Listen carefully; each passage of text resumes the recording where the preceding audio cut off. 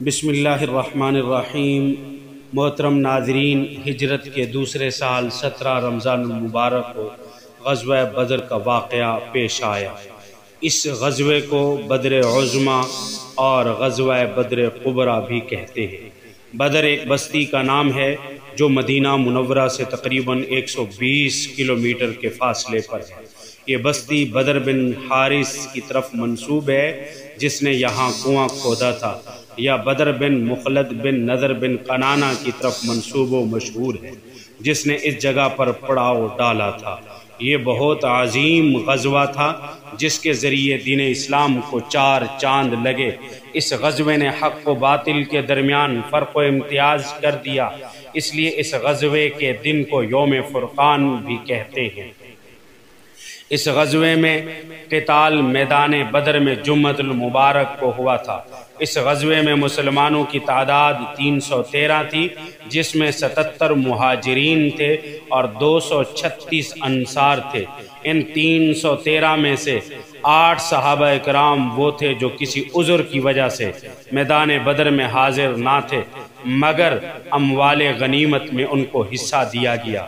ان میں سے 3 مہاجرین تھے اور ایک امیر المومنین سیدنا عثمان بن عفان تھے، جو حضور اکرم صلی اللہ علیہ وسلم کے حکم سے اپنی زوجہ مطہرہ حضرت سیدہ بی بی رقیہ رضی اللہ تعالی عنہا کی علالت کی وجہ سے تیمارداری میں رکے تھے۔ دوسرے حضرت سیدنا طلحہ اور حضرت سیدنا سعید بن زید تھے، جو مشرکین مکہ کے قافلے کی جستجو میں گئے تھے۔ ان کے علاوہ 5 انصار تھے۔ اس غزوے میں مسلمانوں کے پاس صرف 2 گھوڑے، 70 اونٹ اور 6 زریں اور 8 تلواریں تھیں۔ ایک اونٹ پر 3 مسلمان سواری کرتے تھے۔ چنانچہ نبی کریم صلی اللہ علیہ وسلم، سیدنا علی رضی اللہ تعالی عنہ اور حضرت مرثد رضی اللہ تعالی عنہ ایک اونٹ پر سوار ہوتے، اور سیدنا ابو بکر صدیق رضی اللہ تعالی عنہ اور حضرت عمر بن خطاب رضی اللہ تعالی عنہ اور حضرت عبد الرحمن بن عوف رضی اللہ تعالی عنہ دوسرے اونٹ پر باری باری سوار ہوتے تھے۔ سیدنا اس حضرت ابو بکر صدیق رضی اللہ تعالی عنہ نے جانثارانہ تقریر فرمائی، لیکن حضور اکرم صلی اللہ علیہ وسلم انصار کی طرف دیکھتے تھے، کیونکہ بیعت عقبہ میں ان کے ساتھ یہ عہد و پیمان ہوا تھا کہ وہ رسول کریم صلی اللہ علیہ وسلم کی حفاظت اور دشمنان دین سے مدافعت اپنے گھروں میں کریں گے، اور تلوار اس وقت اٹھائیں گے جب مدینہ منورہ پر چڑھ آئیں گے۔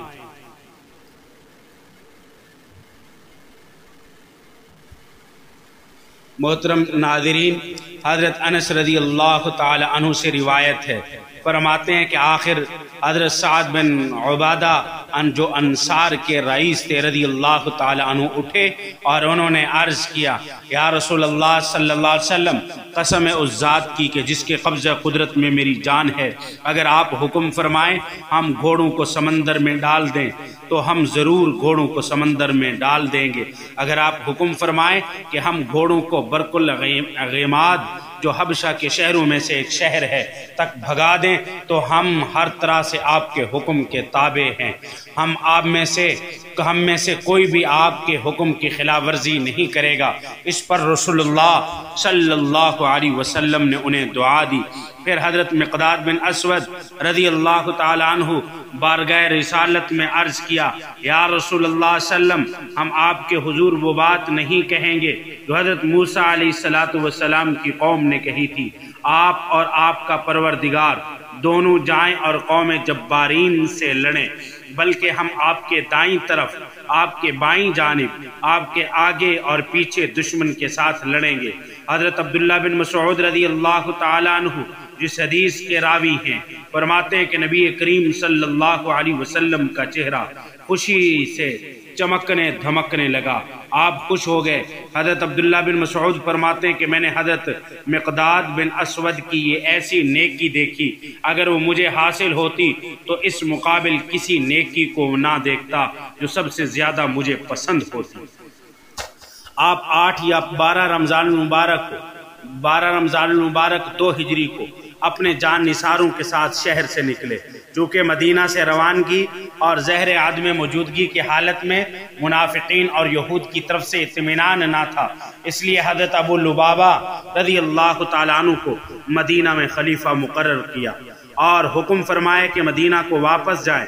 مقام عالیہ یعنی مدینہ تجبہ کی بلائی آبادی پر حضرت عاصم بن عدی کو مقرر فرمایا۔ ان انتظامات کے بعد رسول اللہ صلی اللہ علیہ وسلم بدر کی طرف بڑھے، جدھر سے مشرکین مکہ مکرمہ کی آمد کی خبر تھی وہیں کی طرف چل پڑے۔